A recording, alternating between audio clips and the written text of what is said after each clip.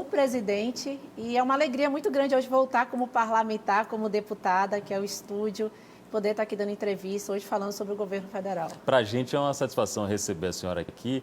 Na época, ela era pré-candidata e o presidente Bolsonaro também era pré-candidato. Vocês vieram numa comitiva, numa caravana grande, não foi? Eu era pré-candidata, o presidente foi a vinda, né, que ele veio fazer foi um evento aqui, e aqui foi a TV Aratu, foi escolhida para ele debater alguns temas, né, ele veio bem rápido, foi bem corrido, foi uma entrevista de 1 hora, e o estúdio, ele saiu daqui muito satisfeito também, e marcou, né, e hoje a gente voltando como os 3 que vieram, a deputada Daiane Pimentel, foi o deputado Alden, e eu estava aqui junto com ele também. Eu estou esperando a volta dele. Tomara que a senhora consiga trazer o presidente em breve aqui para outra entrevista em que ele possa falar tudo o que ele quer para os baianos. Eu sei que ele tem muito interesse em conversar com os baianos. Ele vai lançar realmente um candidato ao governo da Bahia? Com certeza, né? Eu acredito que a Bahia ela é de extrema importância no nosso cenário. Quem me acompanha sabe que eu digo a Bahia é o útero do Brasil, é onde tudo começou. Nosso estado, ele aqui abre o Brasil. Então, tem importância hoje o presidente da República, o presidente Jair Bolsonaro, ele tem que ter uma representação e palanque aqui na Bahia. E hoje ela não pode estar fora de um contexto que nós estamos de crescimento do nosso país. E não tenho dúvida que o presidente terá, sim, nome aqui no estado. Thalita Oliveira é empreendedora, ela trabalha muito na área de projetos do empoderamento feminino. Quero conversar sobre isso.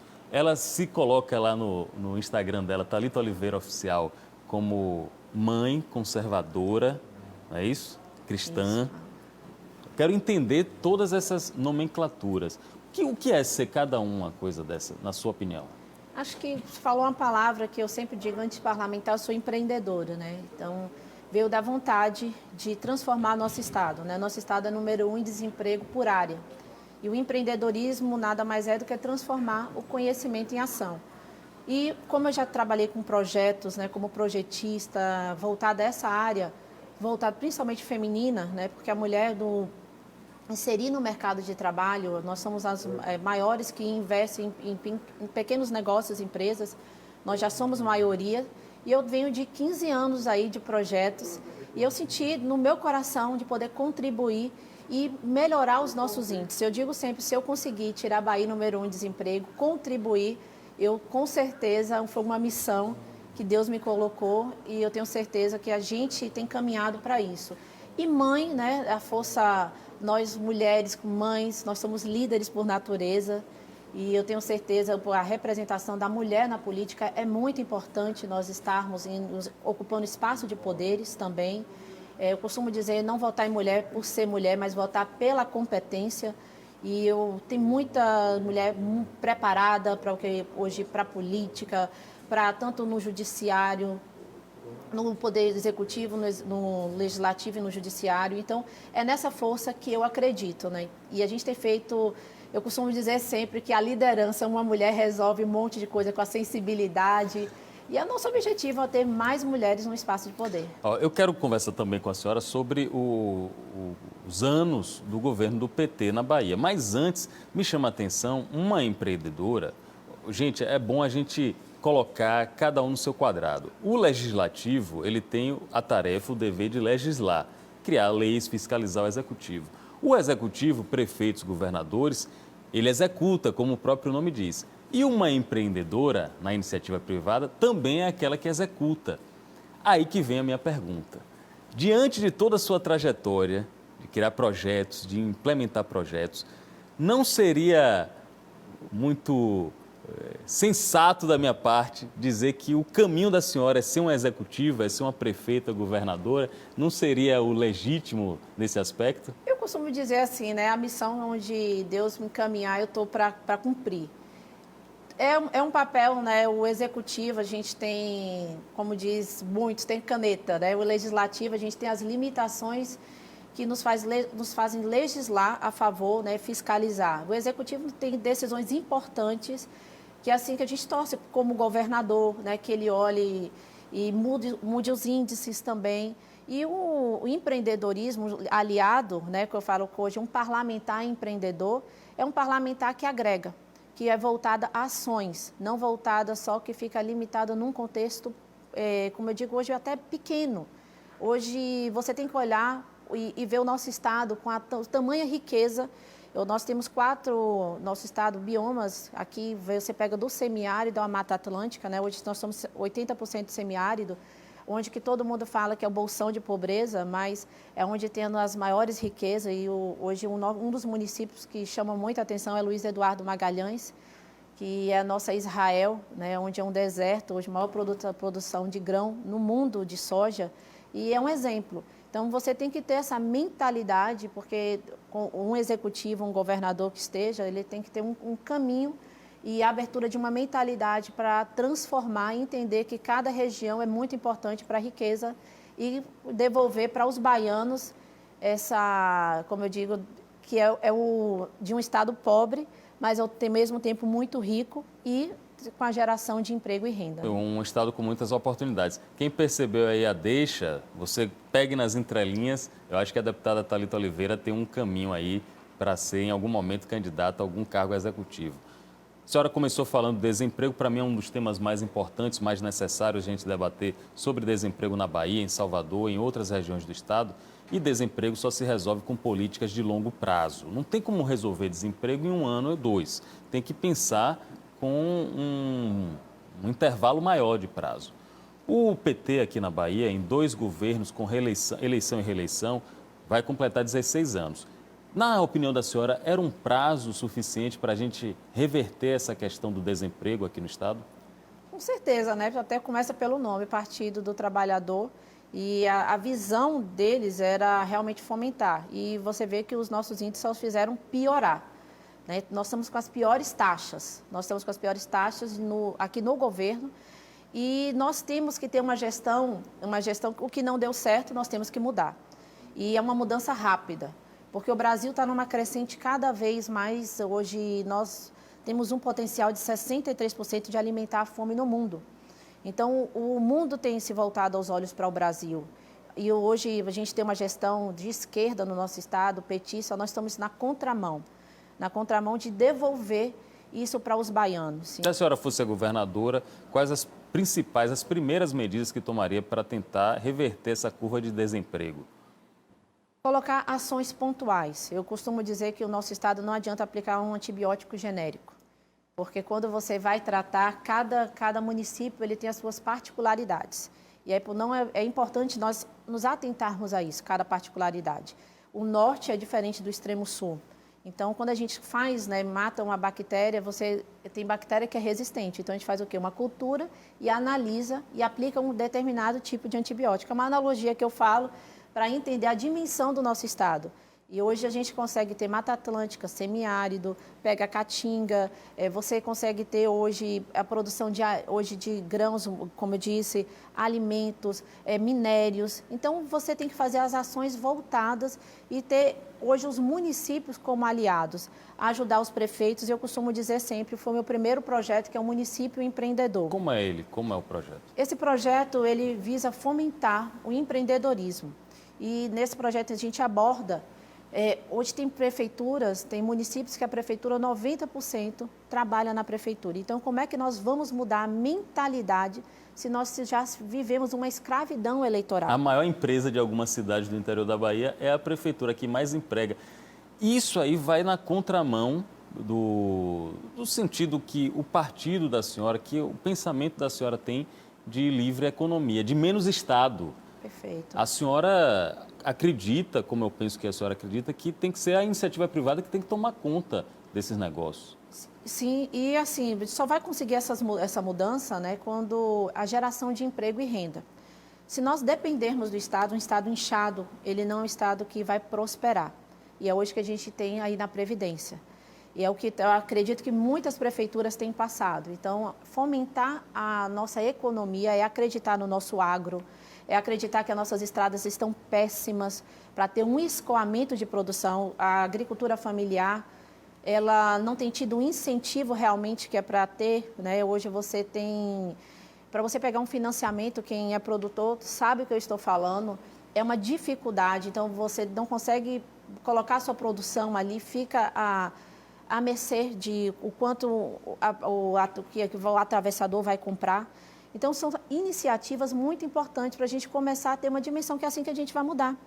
Quando hoje eu estudei políticas públicas em países emergentes, é o que você vê no Japão, é onde você tem uma mentalidade empreendedora. Foi também um projeto que eu coloquei para colocar empreendedorismo, foi apresentado na Assembleia Legislativa agora, no ensino, hoje no ensino médio e fundamental, né? Estou no médio, mas eu tenho lutado pelos dois, porque desde a criança, quando você já vai para o vestibular, você entende que é transformar conhecimento em ação. Eu costumo dizer que não tem emprego, mas tem trabalho. E hoje nós temos de micro e pequenas empresas mais de 73%, era 80%, caiu para 73% agora depois da pandemia. Então, essas ações voltadas é muito importante para a gente debater e voltar a uma retomada econômica agora. Estou conversando com a deputada estadual Thalita Oliveira, do PSL, ela que é deputada bolsonarista, defende o trabalho do presidente Jair Bolsonaro, e eu quero também falar sobre as ações do presidente Jair Bolsonaro, sobre o auxílio emergencial, como vai ficar o Bolsa Família, a população merece, precisa saber. Mas antes a senhora mencionou a situação das estradas aqui na Bahia, e eu gosto de trazer, quando tem um deputado, a deputada estadual, eu gosto de trazer a situação das estradas e principalmente da Via Bahia, né? A BR-324, sobretudo. O ministro da Infraestrutura, Tarcísio Gomes de Freitas, ele já deu um ultimato. Se não melhorar, cancela o contrato, cancela a concessão. Chegou a conseguir a redução do pedágio. Isso. A Via Bahia conseguiu entrar na justiça e voltou o pedágio para o valor original. Para você ter uma ideia de como está a situação dessa rodovia. A senhora concorda que o cliente, né, o usuário, o motorista, está sofrendo demais com essa concessão? Demais. Quem acompanha aí sabe que é uma luta, né? E o ministro Tarcísio, a vinda que ele teve aqui no nosso estado foi um compromisso. E essa é uma questão que tem sido no Ministério muito debatida e a Via Bahia está já nos últimos para tomar essa decisão. Se ele não melhorar ou mudar, quem viaja sabe que está um caos. Está um caos e o que você paga é um verdadeiro absurdo. E o ministro Tarcísio teve essa conversa, né, com os deputados, com os parlamentares, com a base. E eu tenho certeza que vai ter boas notícias aí para quem está esperando. O usuário está esperando. Eu estou conversando com Thalita Oliveira, ela é a deputada estadual aqui do PSL, aqui do estado da Bahia, e ela é muito próxima do presidente Jair Bolsonaro. A pergunta que eu vou fazer para a senhora é assim: o melhor candidato para o presidente Bolsonaro a governador da Bahia, na sua opinião, é João Roma ou Assemineto? Eu acredito, né, que são excelentes gestores, né, são excelentes gestores. E hoje o João Roma é ministro de uma pasta social muito importante, né? A pasta, eu acredito que o Ministério da Cidadania hoje é um dos ministérios mais fortes do presidente. E é o que a gente tem numa retomada agora de uma economia, que tem tantos programas muito importantes, como hoje o auxílio emergencial, né? Agora o Auxílio Brasil, que tem mudado e que tem feito mudanças significativas no Brasil. Então, o ministro João Roma, excelente gestor, a gente torce aí que seja feito o melhor para o nosso estado e eu confio muito na gestão do presidente Bolsonaro, onde eu sempre estive com ele, né? Desde o início. Assim como já começou falando, estive aqui antes do presidente, né, eu já acreditava, porque eu defendo esses valores, né, que Deus, a pátria e a família, um estado com mais liberdade, e é o que eu desejo para o nosso estado, que tanto brigas políticas, a politicagem, ela deixem de lado e a gente veja a nossa dimensão e entre na rota de crescimento do Brasil, porque nós estamos na contramão. E eu tenho certeza que, independente da escolha, vai ser uma escolha muito assertiva com o presidente. E hoje, por um ministro estar ao lado do presidente, né, o tempo todo, caminhando, tem feito um excelente trabalho. É uma tendência o presidente se posicionar até esse mês e ele mesmo vai dar essa notícia. Será que João Roma, ministro da Cidadania, deputado federal pela Bahia, será o candidato ungido pelo presidente Bolsonaro aqui para o governo do estado? É uma pergunta que deve ser respondida nos próximos dias. Thalita, uma discussão que o presidente tem levantado e tem insistido muito é o voto impresso auditável. Aí eu trago uma outra questão. A senhora e ele, todos que estão no mandato agora, foram eleitos por urnas eletrônicas do modelo tradicional. O fato dele pedir o voto impresso auditável, ele não está, de alguma maneira, sugerindo que a própria eleição dele não foi a mais transparente possível, a eleição de vocês todos? Foi uma eleição, né, suada. Quem acompanhou sabe e viu todos os problemas, né, da falta de uma transparência desde o primeiro turno, assim como ele expôs numa live. E a gente tem visto que os poderes, eles têm, o que é de cada um, da competência de cada um, tem se metido em algo que vira uma politicagem. O que agora a minha pergunta, eu devolvo a pergunta. Hoje não é você ter o retrocesso, o que muita gente fala, vai voltar o papel. É você buscar mais transparência. Você buscar mais transparência quem não quer. Quem não quer e quem já teve problemas, né, de você realmente, você esperar quando, depois das eleições, o TRE, você conferir o seu voto e quem sabe a dificuldade, é você ali, você digitar a urna eletrônica e ali ser impresso e ser uma urna lacrada, sai o seu voto em papel e vai estar ali para uma urna lacrada. Então, por que tanta dificuldade em ter mais transparência?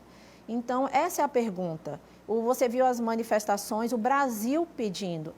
E eu acredito que nós precisamos de mais transparência. Não foi uma eleição, foi uma eleição que hoje eu volto à pergunta também.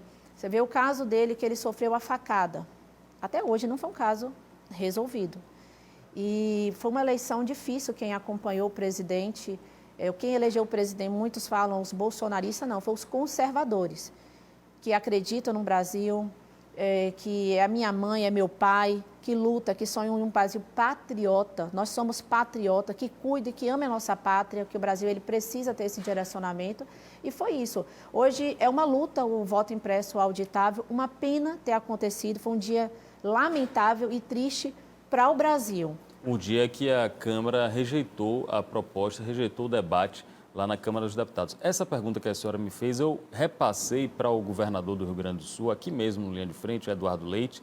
Falei, não seria um caminho mais transparente? Aí ele me deu duas respostas, eu queria saber a opinião da senhora. Uma era, tudo bem, eu acho que a gente pode debater, mas não com Bolsonaro. Ele falou assim, não porque Bolsonaro está colocando isso. E segundo, são 100 milhões de votos, 150 milhões de votos. Quando a gente faz uma compra num cartão, é possível que dê algum erro de impressão, geralmente dá. Se em 100 milhões der 2, 5, 10, 100, 200 erros, ele considera que o presidente usaria isso para melar a eleição. Como é que a senhora vê essa declaração de Eduardo Leite? É bem, até vamos dizer assim, ele soltar uma declaração dessa, né? É algo muito, óbvio, a gente tem passado por isso no Brasil, a gente tem caminhado para um avanço de pátria, certo? E é o que a gente, alguns políticos não têm entendido. Isso não é um assunto do presidente Bolsonaro, nós temos colocado hoje nosso patriotismo. O presidente ele foi eleito democraticamente, as manifestações estão aí, eu tenho acompanhado ele por onde eu vou. Eu estou com ele, é algo muito espontâneo, né, das pessoas, o amor, esse resgate que nós não tínhamos há muito tempo, a não ser em Copa do Mundo. E hoje você tem uma noção de todos os ministros, você debate, você conversa, é um diálogo que nós estamos avançando. E existem erros, sim, né, e é por isso que essa transparência é possível. E você são debates que cada um político vai puxar para um lado. E quem é técnico, e como foi feito isso, com muitos especialistas técnicos apresentando para que fosse julgado. Infelizmente, a Câmara não... Foi alguns deputados, você vê que o Nordeste foi um dos piores índices de rejeição. E aí você volta à pergunta, por quê? E no Sul a gente tem o desenvolvimento, né, e a transparência é importante. Como é suscetível a erros, né? E a gente precisa cada vez mais ser mais assertivo numa eleição, porque nós não estamos lidando com algo, como você falou, um cartão só, que vai mudar toda uma história, muda a sua vida, muda a minha vida, e a eleição, a política hoje faz parte do nosso dia a dia. É muito importante nós estarmos inseridos e debatermos. A deputada Thalita, nossa convidada do Linha de Frente, ela começou a entrevista relembrando o momento que o presidente Bolsonaro veio aqui na Aratu. Ela estava junto, a deputada federal Daiane Pimentel estava junto e o agora deputado estadual, capitão Alden, também estavam naquela comitiva. Aí, para eu entender, eu vou fazer o retrato atual. Aquele era o retrato e o retrato de hoje. A deputada Daiane Pimentel, pelo que eu vi, rompeu totalmente com o presidente da República, não quer ouvir falar de Bolsonaro, inclusive é uma das críticas do presidente. E o capitão Alden, na Assembleia Legislativa, teve uma situação com ele em que ele foi colocado até para o Conselho de Ética porque fez acusações contra deputados aliados ao então prefeito Assemineto. Eu queria saber se essa questão envolvendo o deputado capitão Alden, de alguma maneira respingou na senhora, porque o que foi dito? São novatos que estão largando denúncias sem provas e que estão manchando a política de algum jeito. A senhora concordou com aquela denúncia de capitão Alden? Aquilo respingou na senhora? Já é o que eu sempre digo, né? Não é porque começou com o presidente os nossos valores, né? Os valores eles são inegociáveis e o joio está separando o trigo do joio agora. E é o momento numa plantação quando você separa, ele vai crescer junto, mas no momento é quem dá frutos, é quem permanece. E permanecer ao lado do presidente, no caso da deputada Daiane Pimentel, aonde a eleição dela, né? A eleição dela foi de confiança. Ela, naquele momento, uma desconhecida, né, que estava ajudando o presidente, mas o presidente, 30 anos dentro da Câmara, ele, vamos dizer, emprestou o sobrenome dele e Daiane cresceu e depois, bem no início do mandato, ela não soube trabalhar com poder, ela deixou toda a base dela em pessoas que votaram nela e acreditaram que ela fosse representar o nosso Estado e uma mulher também, né, uma mulher com toda a força que ela tinha antes da campanha, falando das promessas que ela iria fazer e com uma situação, na primeira situação, a gente já viu os questionamentos, né, de uma liderança. Então, parênteses para a Daiane, pelo que a senhora está falando, ela não consegue mais se reeleger porque não vai ter mais os votos do presidente. Bom, não foi o que eu não me cabe, né? Eu desejo boa sorte a ela como parlamentar. Eu acredito que ela perdeu essa ideia. Quando a gente perde os nossos valores no que acredita, nós perdemos a nossa coerência. E ela perdeu a coerência de representar alguém que elegeu Daiane Pimentel. Ela foi eleita pelos bolsonaristas, como hoje ela fala que não, que ela que ajudou o presidente nesse momento. Eu acompanhei a trajetória também. Eu acho que cada pessoa que foi eleita tem uma missão. E cabe cada um continuar, marchar. E agora o capitão Alden, o que foi que aconteceu ali na Assembleia e de que maneira isso pode ter prejudicado a senhora? Eu acredito que ninguém cresce sozinho, né? Eu não acredito em discurso que eu sou único, eu faço, eu. A gente tem um exemplo da Daiane Pimentel. E esse exemplo, como eu disse, não vale a pena ver de novo, eu já vi. E então, é lamentável, né? É lamentável porque você acaba expondo algo que como ele botou numa declaração, que ele falou de emendas, ao invés de falar dinheiro, né? Ele falou emenda. E a gente tem que ser coerente e provar aquilo que a gente fala. Ele teve todo um processo, eu não entrei no Conselho de Ética contra o deputado Alden, porque eu acredito em que você tem os seus valores, é um colega, né? E é um colega, não me cabe a julgar. Cabe ao Conselho de Ética julgar, né, quem está ali e se teve a quebra de decoro ou não. Eu tenho visto, né, em jornais alguns depoimentos dele falando. Eu acho que não é momento, né, da gente ficar acusando. Cada um, eu digo, é um time. E num time, cada um tem sua posição. Nem sempre só o atacante é o que joga para a bola chegar até o gol.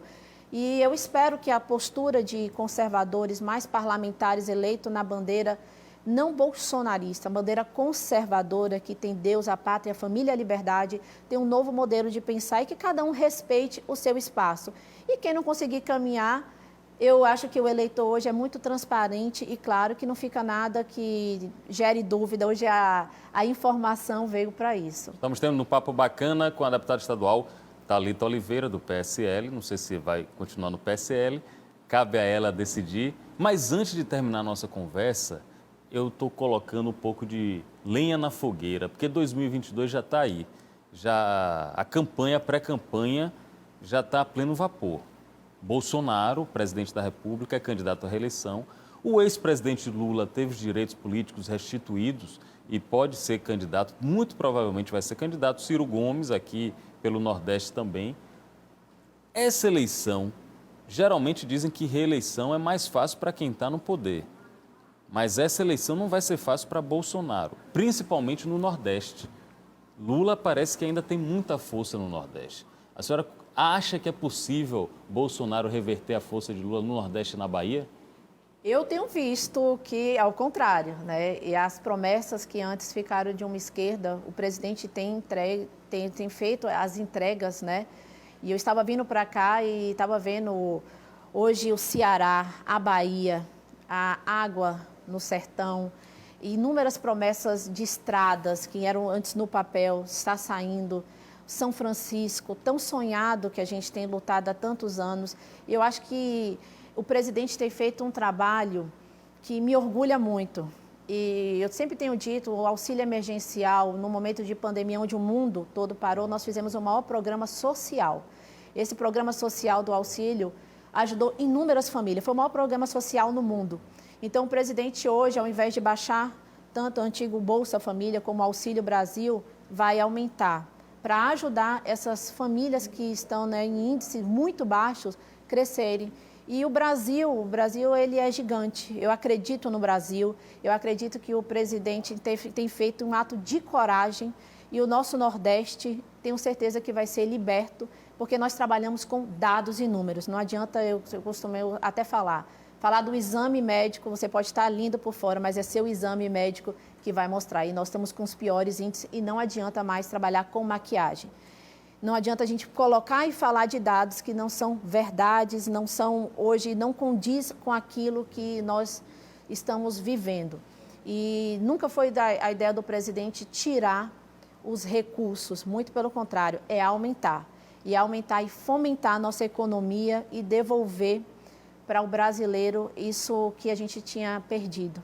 Thalita Oliveira. Há 16 anos, né, do PT. Thalita Oliveira, deputada estadual, conservadora, empreendedora, mãe, cristã. Tem mais coisa aí que a gente vai descobrir nas próximas entrevistas. A senhora já está convidada para próximos encontros que eu quero aprofundar várias questões e quero saber a opinião de uma mulher conservadora sobre as principais questões do Brasil e da Bahia. Eu agradeço já, né, a oportunidade de poder estar aqui. Eu tenho certeza que vai ser debates muito importantes, que nós vamos apresentar dados. E tenho certeza que o Brasil, as próximas eleições, nós estamos num processo de transformação e muitas coisas vão mudar. Vai ser a nova política hoje de uma gestão. E hoje, como você falou, como mãe empreendedora, parlamentar e com muito amor pelo nosso Estado, vai ser, assim, muito de uma grande realização eu ver esses índices que nós falamos aqui e nós estarmos debatendo com dados e números, mostrando que é possível, sim.